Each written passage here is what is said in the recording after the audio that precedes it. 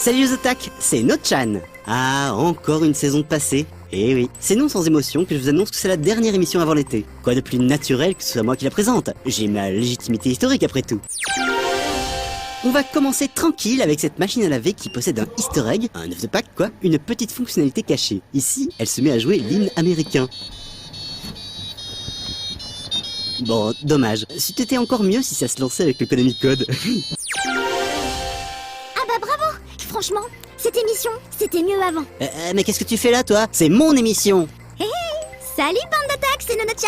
Allez, sois pas égoïste, y a de la place pour nous deux ici. Bah, faut voir. Mais si t'es maline, vas-y, montre-nous ce que tu as comme news. Eh bien, par exemple, je sais pas si vous avez suivi les dernières péripéties de Florent Gorge et de ses amis explorateurs de l'histoire de Nintendo, mais il y a quelques jours, ils ont fait une grosse découverte. Un Game & Watch inédit. En fait, la machine s'appelle Bassmate Computer. Il s'agit d'une sorte de dictionnaire électronique vous permettant de savoir quels appâts prendre pour bien pêcher. Ce gadget a été uniquement commercialisé aux États-Unis, mais en fouillant dans les entrailles de la machine, la signature ne laisse pas de doute. Il s'agit bien d'un Game & Watch comme ses confrères plus connus. Alors Nochan, qu'est-ce que tu dis de ça? Ah ouais, pas mal.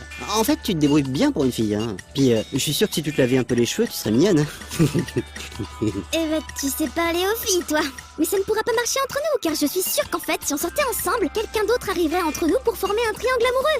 Ou alors, on va découvrir que je suis un homme et du coup on fera un yaoi. Ou alors peut-être qu'on est des amis d'enfance ou voire de la même famille. Oh, tu sais, dans le trône de fer, ça les gêne pas forcément. Pour ma part, je pense que tu dis un peu trop de shoujo. Mais, bref, je vais pas me laisser faire. Regarde plutôt. L'ami de Dingo? Ouais, ça va avec les citations éculées, hein. Que dis-tu de ce grand-père des vocaloïdes? En 1974, l'ingénieur John Uhlenberg a utilisé pour la première fois un synthétiseur vocal pour commander une pizza par téléphone. Bon, au premier coup de fil, c'était une grande enseigne pas très patiente qui lui a raccroché au nez. Mais après quelques essais, ils sont tombés sur le pizzaiolo du coin, nettement plus à l'écoute, et là, ça a marché.